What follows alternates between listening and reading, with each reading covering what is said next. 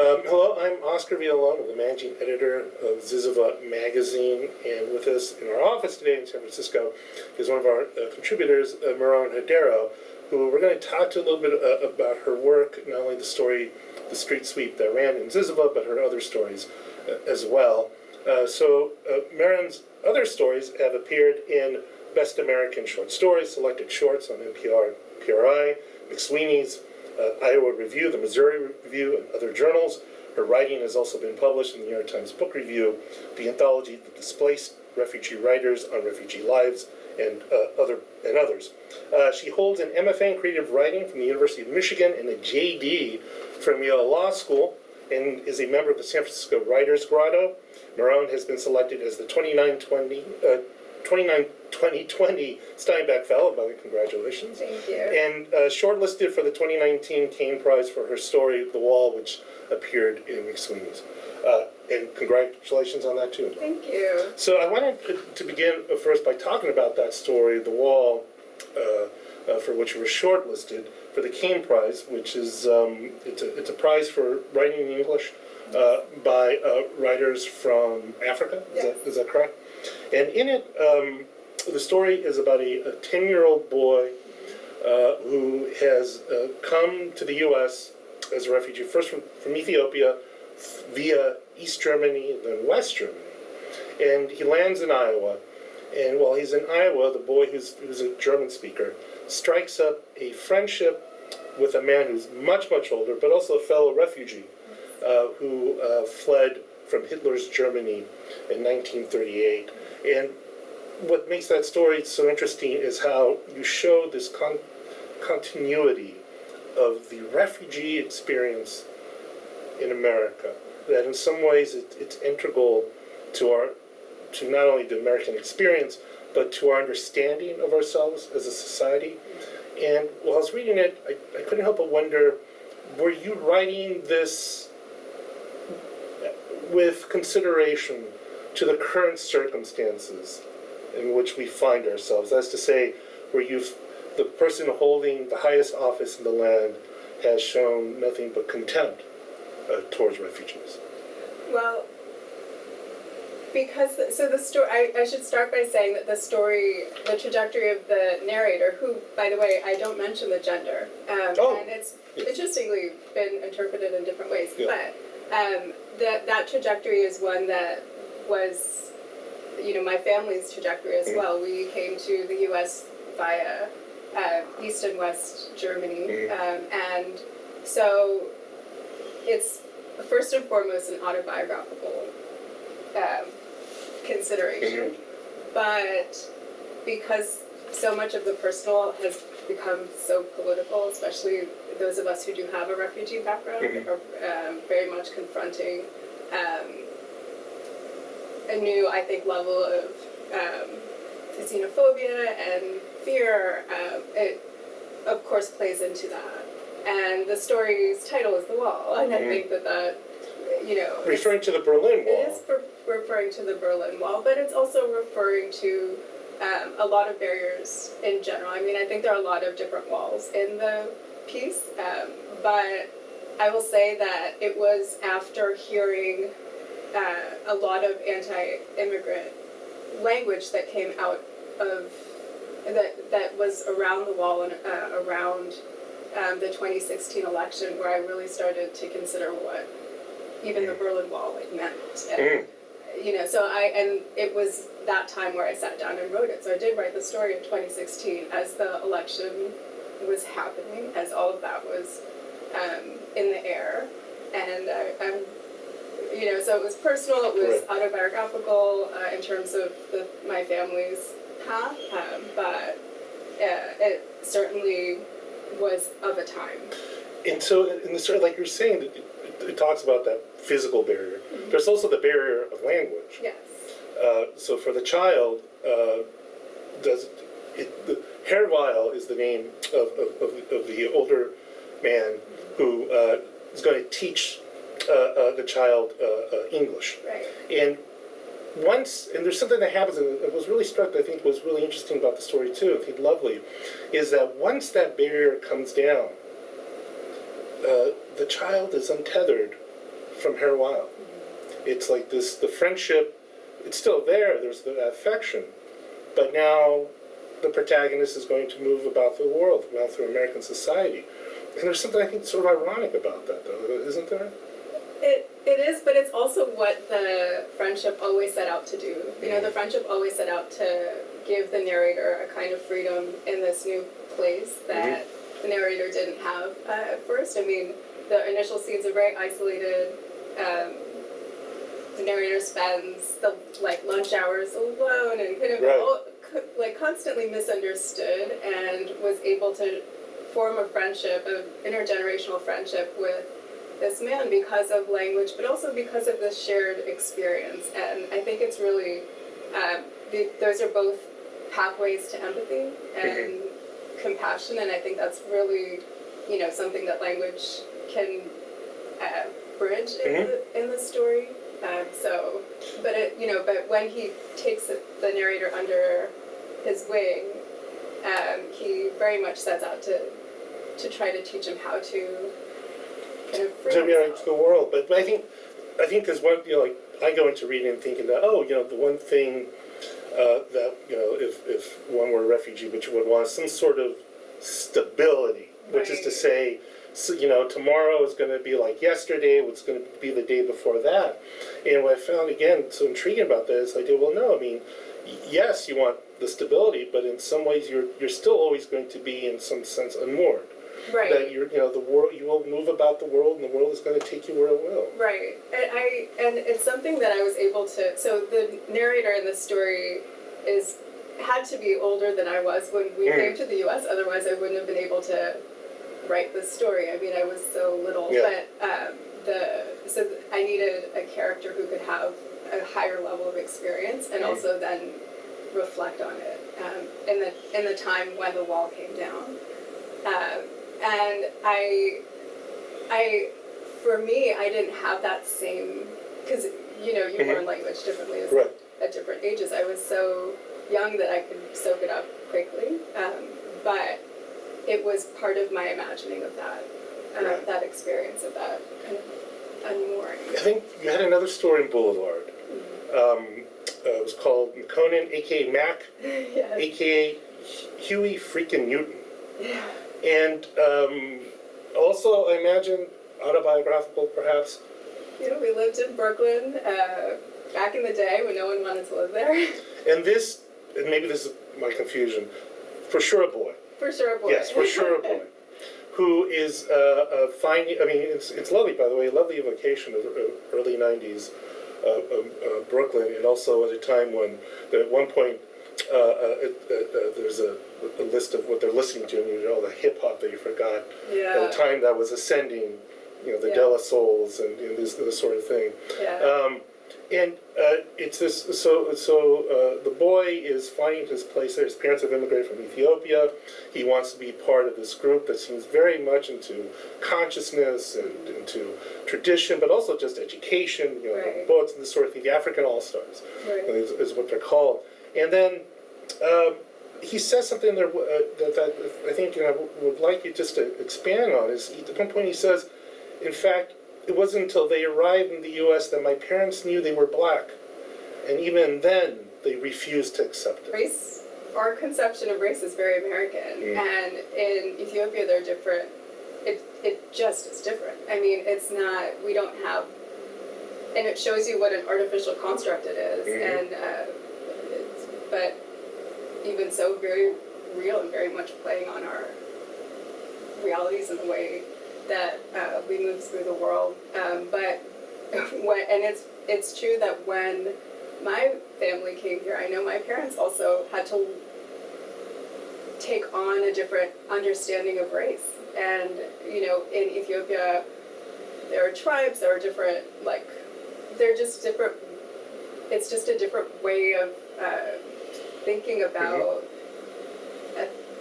ethnicity. It just doesn't translate. It's something that doesn't translate. And so I know even that, in that what was then INS, in the INS office, and you had to state your race. And I know my parents didn't quite it just didn't translate. It was something that they had to learn in that kind of official capacity. And therefore, it wasn't really something that they could teach in the same way that, you know, someone in that age group could learn through their peers. It's like, where do you find that? Well, there's a scene in that story where they check yellow Yeah. and then red. Because they're kind of, so I guess it's a little more yellowish than not. Right. But also, too, two other things happen in that story, again, are really so interesting. One is there's obviously then the protagonist trying to internalize the American conception of race. Right. And then how that's further expanded in terms of how white Americans would see them. Right. There's a scene where a shop owner basically provides them service. Right. When he realizes, oh, you're not one of them. Right. Meaning not quite black, or not, in his conception, not black. Right. Right. And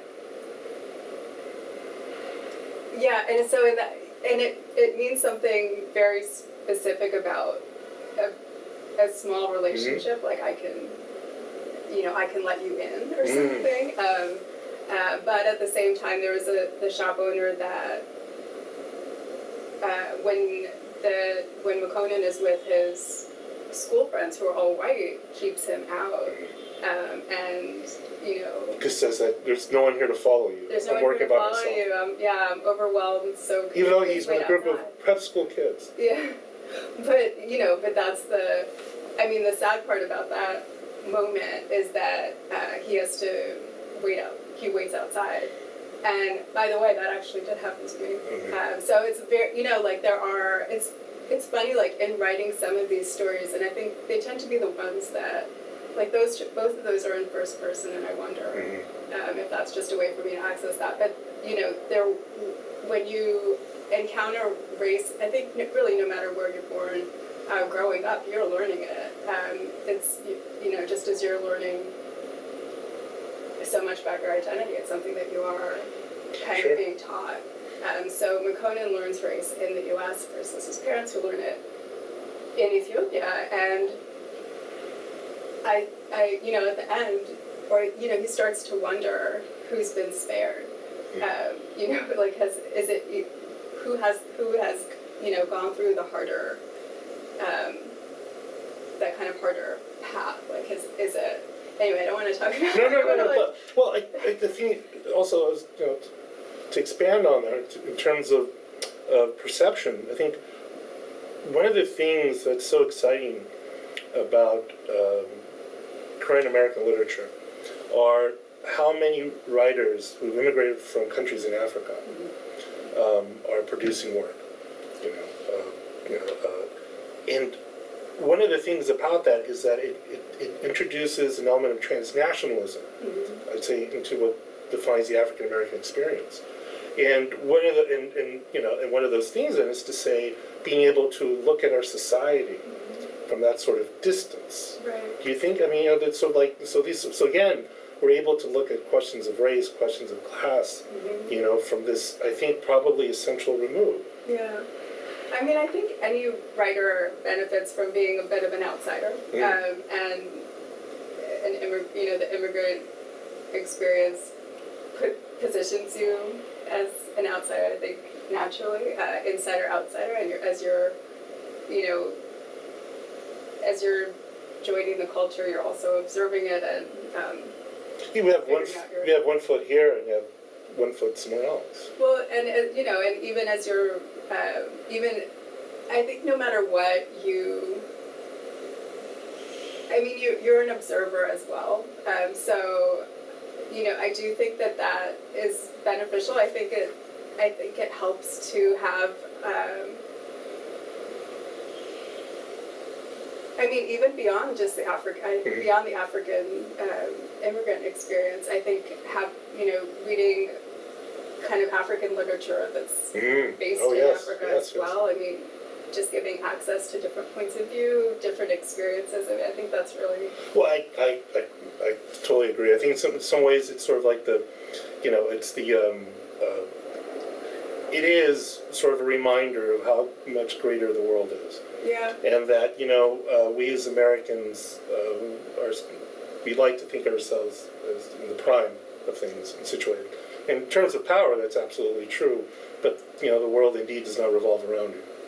And Right. there's all these things happening, and there's all these literatures, and there's all these cultures, Right. and all these things, and ironically, they all inform the American experience anyway. Right, and our own personal experiences. Yes. I mean, we as readers have a lot to learn from each other. And so, and then I think this kind of leads nicely then to the street sweep, because two things. One, it is not in the first person. Right. But also, I think what you do in that story, I think, is to try to convey to people the sort of mental dexterity, the perseverance, the luck that the average person has to have in a country, in this case Ethiopia, but countries like Ethiopia, just to get ahead, if not just to keep your head above water. And at the same time, there are NGOs and there are folks there who are living in comparatively speaking, plush comfort, who are there ostensibly to make your life better. Right. Although often that doesn't seem to make itself manifest in terms of what they're doing.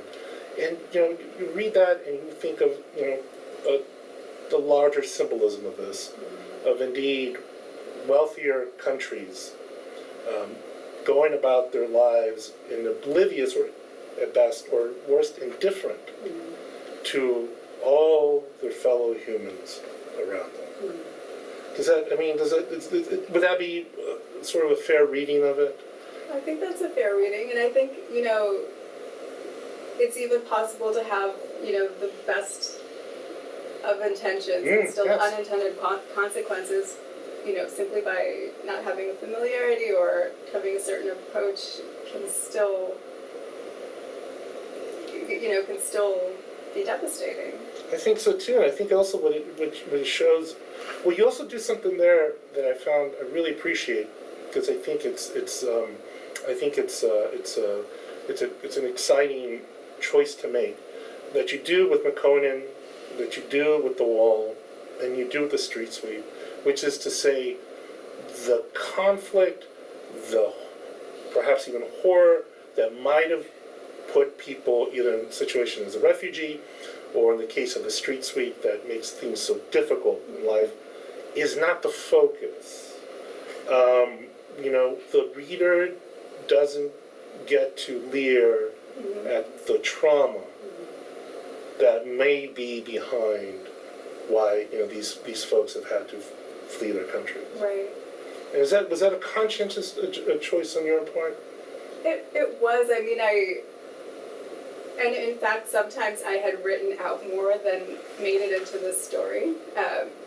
But what with the street sweep in particular, I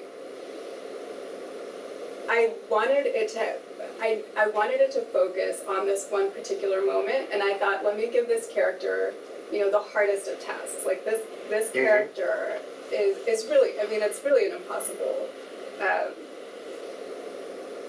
I wanted it to focus on this one particular moment, and I thought, let me give this character, the hardest of tasks. Like this character is really, it's really an impossible. It's really an impossible burden that he's facing in that moment, and it's to so many people something that they could overlook. And I thought this kind of maybe something that so many people might take for granted in the context of this story should convey the bigger hardship. So it's like if he's having this much trouble getting into the doors of the Sheraton, then what must be behind his life? That's like right. what is he facing? So I thought that, especially for readers that might know something like the Sheraton, that would be a way to communicate the reality of his life without having to, in an accessible way, in a way that I thought, and also I hope in a way that's somewhat unexpected. Well, I think so too. I think, I think what the thing that it does that's so lovely is that it takes it for granted that either one, you already have some familiarity with what that life is like anyway. Right. The circumstance around all the difficulties, all maybe the violence perhaps, or the deprivations. Mm-hmm. So, that's not really going to be the focus. Right. And if you don't know, Yeah. then, well, it still doesn't matter. Yeah. Because it's still the story about this person. Right. The story isn't about, the story isn't about the violence. The Right. story isn't about the horror, Right. whatever it might be, If you want to know about that, there's plenty of places to familiarize yourself with Right. that. Right. But not in that context. I think that's really, I think that's an interesting turn to take in terms about writing about people who, not in this case, he's not a refugee, but certainly people just, quote unquote developing world Right. and this sort of stuff, that it's not some sort of tourism Right. that that we're going to provide. Right. And he is facing displacement, really. Like Absolutely. his world is about to turn upside down if he can't carry out this one mission on this one evening, and or at least he thinks so. So it is. He's definitely on the precipice of potential ruin, but hopefully in seeing this potentially mundane obstacle as actually a big one, a big hurdle for him, we can see what he's facing. Yeah, I would say the story definitely does that. It conveys how it's all coming down to one business card. Right. And what can you do with this one business card to save you from ruin?